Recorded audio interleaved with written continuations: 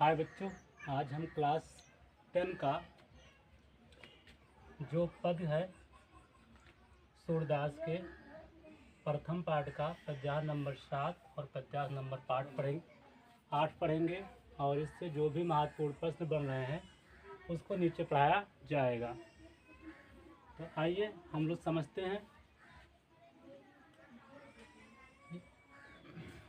यहाँ पर भगवान श्री कृष्ण अपनी बातें उद्धव जी से कह रहे हैं और वो बता रहे हैं श्री कृष्ण उद्धव जी से, उद्धव मोह ब्रज बिसरत नाही, उद्धव मोह ब्रज बिसरत नाही।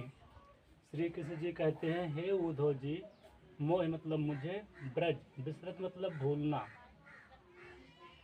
बिसरत मतलब भूलना, नाही मतलब नहीं।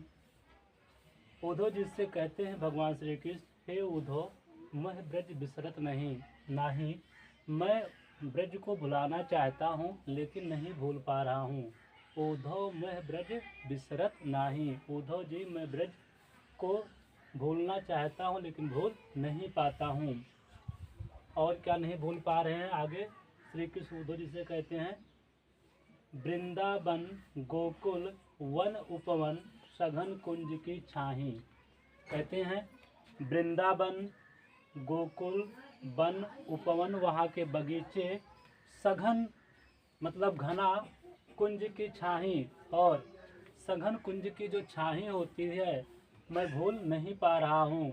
वृंदावन गोकुल वन और उपवन और सघन कुंजों की छाँव को मैं भूल नहीं पा रहा हूँ। प्रात समय माता जसमत और नंद देख सुख पावत।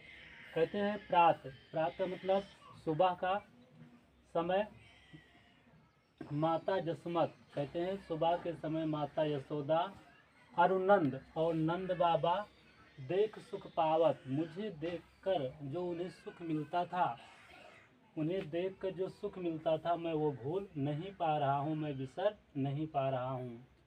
माखन रोटी दहो सजायो अतहित साथ खवावत। कहते हैं माखन रोटी दहो और सजाओ, अतहित बड़े प्रेम के साथ वो खिलाते थे। क्या क्या खिलाते थे?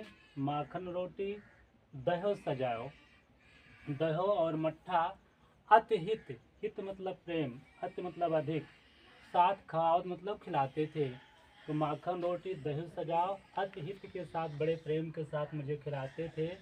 गोपी ग्वाल बाल संग खेलत सब दिन हंसत सिरात। कहते हैं गोपी ग्वाल और बच्चों के साथ संग खेलत, मैं साथ साथ खेलता था, सब दिन हंसत सिरात, सारा दिन हंसते, सिरात मतलब बीत जाता था, सिरात मतलब बीत जाता था। तो कहते हैं गोपी ग्वाल बाल के संग खेलता था, पूरा दिन हंसते में क्या होता था? बीत जाता था। सूरदास धन धन ब्रजवासी जिनसे हित जदुतात। सूरदास जी कहते हैं धन धन ब्रजवासी, कि ब्रजवासी के लोग धन्य हैं, जिनसे हित जदुतात, जिनके हित भलाई की चिंता कौन करते हैं? जदुतात, जदुतात मतलब श्री कृष्ण। तो कहते हैं सूरदास के ब्रजवासी धन्य हैं, जिनके हित की भलाई की चिंता कौन करते हैं? जदुतात अर्थात श्री कृष्ण भगवान कर रहे हैं। तो उम्मीद है ये पद्यांश आपको समझ में आ गया होगा। उद्धव मैं ब्रज बिसरत नहीं, श्री कृष्ण उद्धव जी से कह रहे हैं कि मैं ब्रज को बिसर नहीं पा रहा हूँ, भूल नहीं पा रहा हूँ। वृंदावन गोकुल वन उपवन सघन कुंज की छाही, वृंदावन गोकुल वन और उपवन और कुंज कि जो घना छाए होता था मैं उसे भूल नहीं पा रहा हूँ। प्रात समय माता जसमत और नंद देख सुख पावत, सुबह के समय माता यशोदा और नंद बाबा जो मुझे देखकर सुख पाते थे मैं भूल नहीं पा रहा हूँ। माखन रोटी दही सजाया अतहित साथ खिलावत, वो मुझे माखन रोटी दही सजावा मतलब मट्ठा आदि चीज़ों को बड़े प्रेम के साथ मुझे खिलाते थे। गोपी ग्वाल बाल संग खेलत, गोपियों ग्वाल बालों के साथ खेलता था, सब दिन हंसत सिरा, सारा दिन हंसते बीत जाता था। सूरदास धन धन ब्रजवासी, सूरदास जी कहते हैं कि ब्रजवासी धन्य है, जिनसे हित जतता, जिनकी हित भलाई के बारे में श्री कृष्ण कुछ चिंता करते हैं या जिनकी भलाई के बारे में भगवान श्री कृष्ण सोचते रहते हैं। आइए पद्यांश नंबर 8 पढ़ते हैं। यहाँ पर उद्धव जी गोपियों के पास संदेश लेकर आते हैं कि सगुण ब्रह्म को छोड़ दो, अर्थात श्री कृष्ण भगवान को भूल जाओ, निर्गुण ब्रह्म को अपना लो। तो उसके बदले में गोपियाँ उद्धव जी से प्रश्न कर रही हैं कि ये बताइए उद्धव जी, जिस निर्गुण के बारे में बता रहे हैं कि उनकी पूजा करो, उनकी आराधना करो, श्री कृष्ण को भूल जाओ, वो कहाँ के रहने वाले हैं, उनका कुछ पता पूछना चाहती हैं, उनसे प्रश्न कर रही हैं उद्धव जी से कि बताइए कि निर्गुण ब्रह्म कहाँ के रहने वाले हैं। तो आइए समझते हैं। निर्गुण कौन देश के वासी। गोपियाँ उद्धव जी से कहती हैं कि जो आप निर्गुण ब्रह्म के बारे में बात करते हैं, कौन देश के वासी, वो किस देश के रहने वाले हैं। निर्गुण कौन देश के वासी, कहते हैं कि जो निर्गुण ब्रह्म है वो किस देश के रहने वाले हैं। मधुकर कह समझाए। मधुकर मतलब होता है भंवरा। मधुकर मतलब क्या होता है, भंवरा। तो यहाँ पर कौन है भंवरा, यहाँ पर उद्धव जी हैं। मधुकर शब्द उद्धव जी के लिए आया है। तो कहते हैं मधुकर कह समझाए सौ दे। हे उद्धव जी कह समझाए, मुझे समझाकर बताइए, सौ दे। सौ मतलब होता है कसम, सौ मतलब होता है कसम। हे उद्धव जी मैं तुम्हें अपनी कसम देकर कहती हूँ कि मुझे समझाकर बताइए कि वो किस देश के रहने वाले हैं। बूझत साँच। बूझत मतलब पूछती हूँ, साँच मतलब सच में। मैं सच के साथ पूछती हूँ या सत्य में पूछती हूँ, ना हंसी, मैं कोई हंसी या मजाक नहीं कर रही हूँ। तो गोपियाँ उद्धव जी से कहते हैं कि हे मधुकर जी, मैं तुम्हें अपना कसम देकर पूछती हूँ, कोई हंसी मजाक नहीं कर रही हूँ। ये बताइए कि आपके निर्गुण कौन देश के वासी, किस देश के रहने वाले हैं। आगे पूछ रही हैं, को है जनक, उनके जनक। जनक मतलब होता है पिता। को है जनक, उनके पिता कौन है। कौन है जननी। जननी मतलब होता है माता, उनकी माता या माँ कौन है। कौन नार, कौन उनकी नारियां हैं। को है दासी, और उनकी कौन कौन दासी या सेविकाएं हैं। तो क्या पूछ रहे हैं, को है जनक, उस निर्गुण ब्रह्म के जनक कौन है। कौन है जननी, कौन माता है। कौन नारी, कौन उनकी नारी है। को है दासी, और उनकी कौन दासियां हैं। कैसो वरण। वरण मतलब होता है वर्ण, वर्ण मतलब रंग। कैसो वरण मतलब निर्गुण ब्रह्म का जो है वो वर्ण कैसा, किस रंग के हैं। वेश है कैसो। वेश मतलब पहनावा, उनका वेशभूषा कैसा है, कैसा पहनावा है या वेश है। कि रस में अभिलाषी, और उनको किस रस में के इच्छुक है, उनको कौन सा रस पसंद है। पाओगे पुण्य कियो आपने। पाओगे मतलब पाओगे पुण्य, दोबारा पाओगे कियो आपनो, जोरो करोगे गासी। गासी मतलब होता है छल कपट। क्या होता है, छल कपट। गासी मतलब क्या होता है, छल कपट।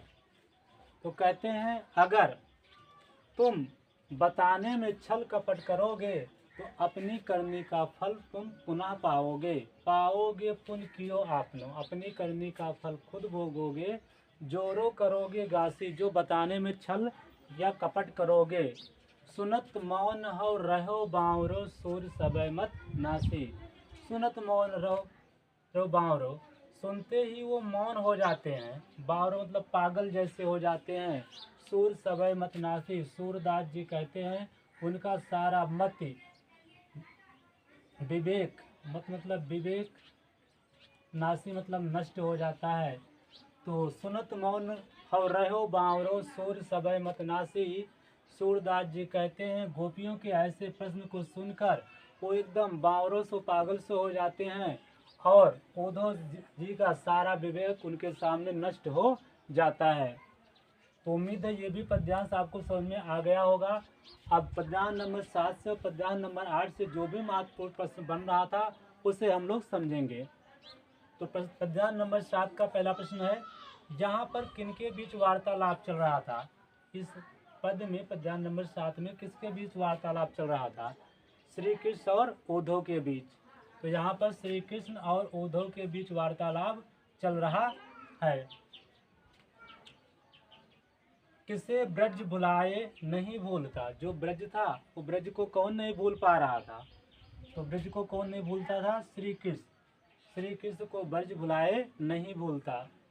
प्रस्तुत पद्यांश में रस बताना है और छंद बताना है, अलंकार है। तो इसमें रस है श्रृंगार, छंद है गेय पद, अलंकार है अनुप्रास। पद्यांश नंबर 8 का हम लोग समझेंगे प्रश्न। प्रस्तुत पद्यांश में कौन किससे प्रश्न कर रहा है, इस पद्यांश में कौन किससे प्रश्न कर रहा है, निर्गुण कौन देश को वासी। तो यहाँ पर गोपियाँ जो हैं वो उद्धव जी से प्रश्न कर रही हैं। कौन कर रही हैं, गोपियाँ उद्धव जी से प्रश्न कर रही हैं। प्रस्तुत पद्यांश में कौन किससे प्रश्न कर रहा है, तो गोपियाँ उद्धव से प्रश्न कर रही हैं। मधुकर का अर्थ बताइए। मधुकर, ये मधुकर मतलब क्या बताया गया था, भौरा। यहाँ पर देखिए इस पद में मधुकर शब्द उद्धव के लिए प्रयोग किया गया है। मधुकर का अर्थ भौरा होता है। इस पद में मधुकर शब्द उद्धव के लिए प्रयोग किया गया है। मधुकर का अर्थ भौरा होता है। प्रस्तुत पद्यांश का संदर्भ लिखिए। ये आपको पद्यांश नंबर 1 में इसका संदर्भ लिखा दिया गया है, वहाँ जाकर आप पढ़ सकते हैं। रेखांकित अंश की व्याख्या कीजिए। पद्यांश नंबर 8 का ये जो 2 पद है, निर्गुण कौन देश को वासी, मधुकर कर समझाए सौदे भूजत साँच ना हासी। इतने की हमें क्या करना है, व्याख्या करने के लिए कहता है। तो आपको क्या लिखना पड़ेगा, गोपियाँ उद्धव जी से प्रश्न कर रही हैं, निर्गुण कौन देश के वासी, हे उद्धव ये बताइए निर्गुण किस देश के रहने वाले हैं। निर्गुण कौन देश को वासी, तो गोपियाँ उद्धव जी से प्रश्न कर रही हैं कि निर्गुण कौन देश के रहने वाले हैं। मधुकर कह समझाए सौ दे, हम तुम्हें अपनी 100 कसम देकर पूछती हैं, हे मधुकर अर्थात उद्धव जी समझाकर बताइए। बूझत साँच ना हासी, मुझे सच में बताइए, ना हासी में कोई हंसी और मजाक नहीं कर रही हूँ। तो इस रेखांकित अंश की व्याख्या भी हो गया ये 2 लाइन का। तो उम्मीद है ये आपको समझ में आ गया होगा। पद्यांश नंबर 8 बहुत ही महत्वपूर्ण है, इसका क्वेश्चन भी बहुत महत्वपूर्ण है। इसको पढ़ लीजिएगा, समझ लीजिएगा, और इसका छूटा हुआ भाग अगली वीडियो में पढ़ाया जाएगा। Thank you for watching the video.